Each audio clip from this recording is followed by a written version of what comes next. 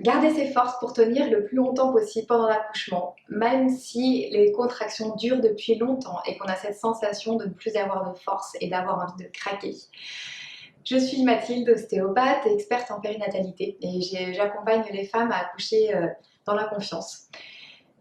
Voilà, j'entends beaucoup de femmes qui parlent de leur accouchement comme un échec parce qu'elles avaient un projet de naissance physiologique sans péridurale et qui me disent bah, finalement en fait les contractions duraient trop, c'était trop intense et du coup après 12 heures, 36 heures, 6 heures, enfin quel que soit le temps en fait, elles me disent bah, j'ai fini par craquer parce que je n'avais plus de force et j'en pouvais plus.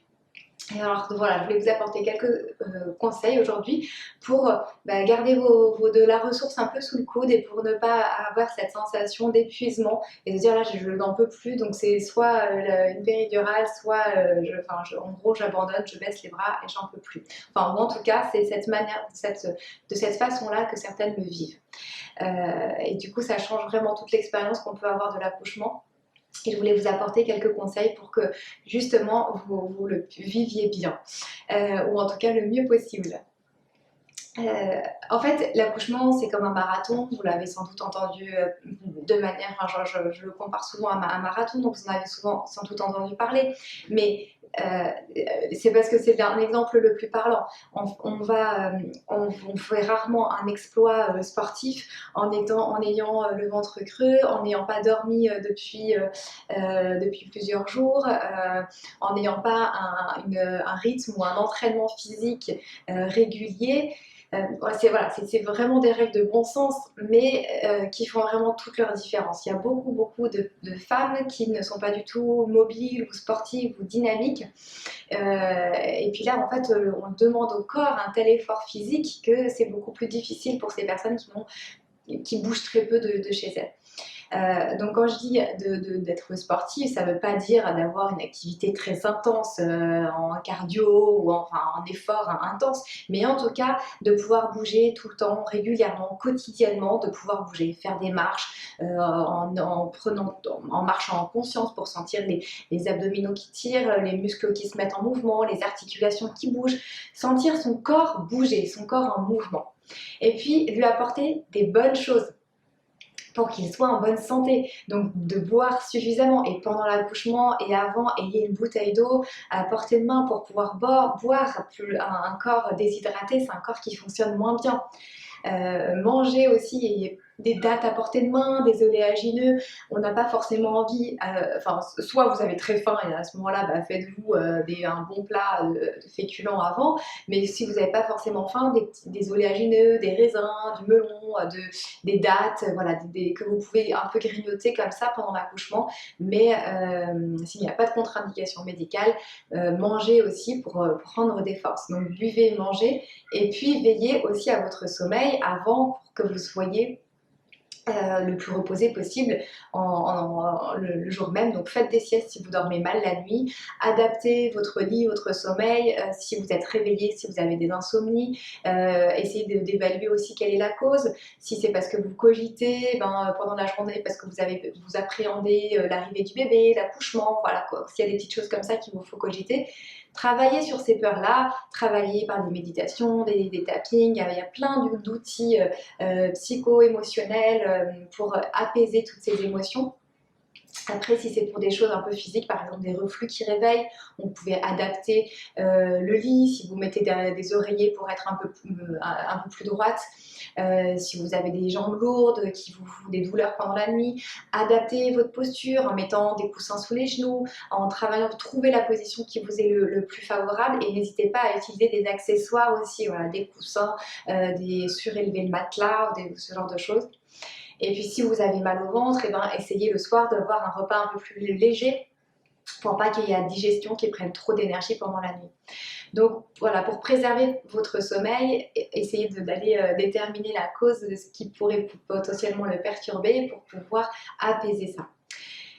Et puis du coup, j'en viens aussi à le conseil de pendant l'accouchement, quand les premières contractions arrivent, quand le travail se lance en fait et que les contractions sont encore, on va dire, légères, très supportables, on les sent venir, on respire et puis ça finit par passer. Je vous conseille à ce moment-là de ne pas mettre trop d'importance sur ces premières contractions.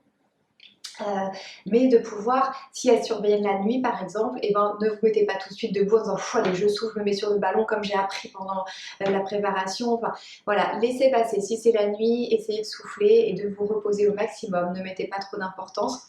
Ce serait en fait comme si vous partiez pour une course de 100 km et que vous démarriez en sprint, vous donnez tout dès le début et qu'en fait au bout de 100 mètres vous êtes épuisé. Donc là c'est un peu l'idée, les premières contractions, vous les accueillez même avec le sourire parce que c'est bien, c'est que ça se met, ça travaille un petit peu, le col commence à se dilater, chaque contraction est bonne, donc même si elles sont là, elles vous interrompent dans votre sommeil, dans votre activité, mais elles ne sont pas encore trop intenses, donc vous pouvez les gérer facilement. Et ben voilà, accueillez-les avec le sourire, et puis si c'était la nuit, continuez à dormir dans la mesure du possible. Si c'était en journée ou et bien à ce moment-là, allez marcher ou faites-vous une sieste, vous dites-vous voilà, ça y est, ça se met en place. Si j'ai besoin de prendre un bain, vous n'avez pas encore percé encore la poche des os, si vous avez besoin de faire une sieste avant, voilà, préparez doucement votre nid en y allant vraiment tranquillement et avec en gardant en tête que ça peut durer longtemps et du coup si vous aviez envie de dormir, et ça peut être le moment de profiter. Même si c'est des moments courts, hein, même si c'est une sieste de 20 minutes, de 10 minutes, ça peut être très très profitable pour le corps. Donc même les toutes petites siestes sont bonnes à prendre. Voilà, donc je voulais vous partager ces petits conseils pour que vous puissiez tenir le plus longtemps possible dans la durée. Et puis le conseil le plus important qui est, je pense, la clé de tout et dont j'en parle beaucoup et qui est aussi le cœur de mon métier d'ostéopathe, c'est la respiration. Sans respiration, sans mouvement du diaphragme, la vie ne peut pas se faire. Donc il faut absolument que vous puissiez respirer amplement. Un corps qui ne respire pas, c'est un corps qui vit tout petit, qui se nécrose, l'énergie ne circule pas. C'est comme un tuyau d'arrosage qui est coudé.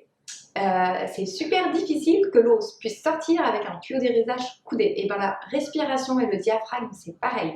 Un diaphragme spasmé où ça ne circule pas, ce sera beaucoup plus difficile pour vous d'accoucher et de vivre d'une manière générale parce que ça se répercute sur tellement de domaines de vie. C'est vraiment le plus important pour garder les forces. Respirer en confiance. Profondément, il y a des tas d'exercices de respiration dont je pourrais vous parler une prochaine fois. Voilà, j'espère que ces conseils vous auront apporté des petites pistes et que vous pourrez les mettre en pratique très vite. À bientôt!